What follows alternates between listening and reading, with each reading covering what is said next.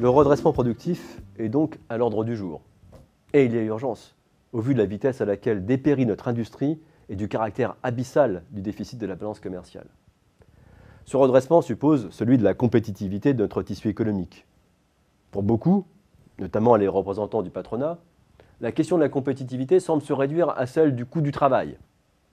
Cette conception éculée de la compétitivité nous fait collectivement courir le risque de rater le virage historique de l'entrée dans le nouvel âge de l'économie qui réside dans le passage d'un capitalisme industriel à un capitalisme immatériel s'appuyant sur un système technique centré sur l'informatique. La création de valeur découle de moins en moins de l'efficacité et du coût de la transformation de la matière. Elle réside aujourd'hui dans la capacité de mobilisation de ressources immatérielles en vue de la fourniture d'effets utiles. Expliquons-nous. Pour les entreprises, la voie royale pour se soustraire aux effets dévastateurs de l'hyperconcurrence sur les marchés mondialisés réside dans la capacité d'innovation permanente. Mais être en mesure de renouveler à un rythme rapide l'offre, de la doter d'éléments exclusifs qui soient à la fois valorisés par les clients et difficilement imitables par les concurrents, impose des modes d'organisation spécifiques des entreprises.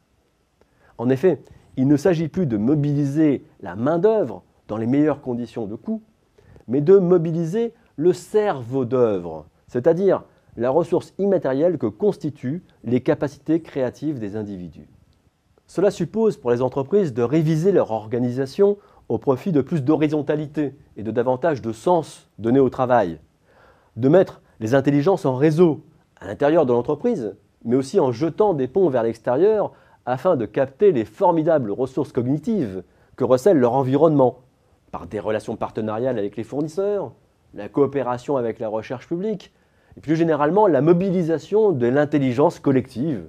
On pense en particulier à l'open data ou au crowdsourcing.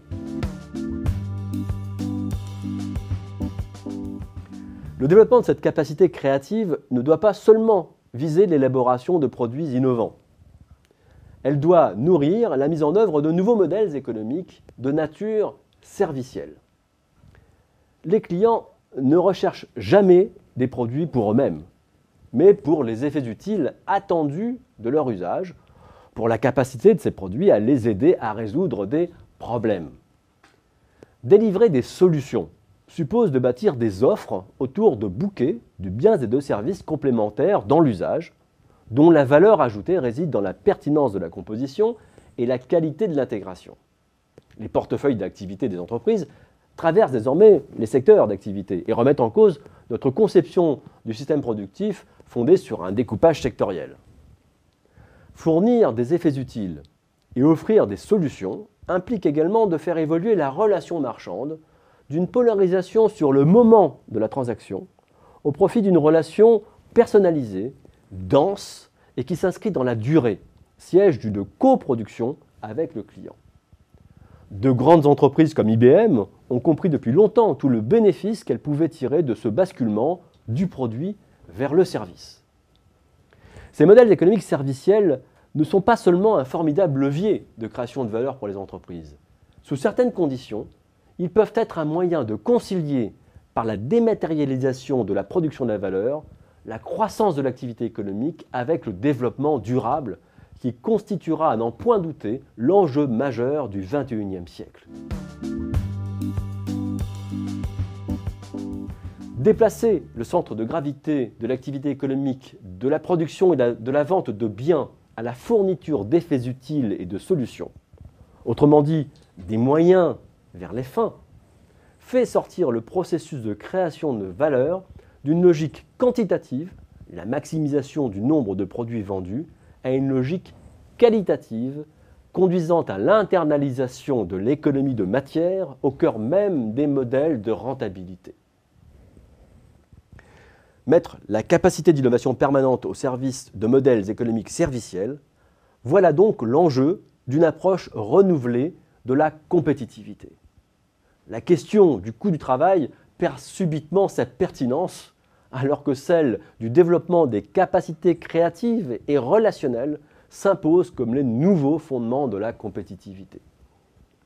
L'éducation, la formation professionnelle tout au long de la vie, la recherche et plus généralement la culture sont alors des axes majeurs d'une politique industrielle qui doit aussi chercher à accélérer la diffusion du numérique à tous les niveaux.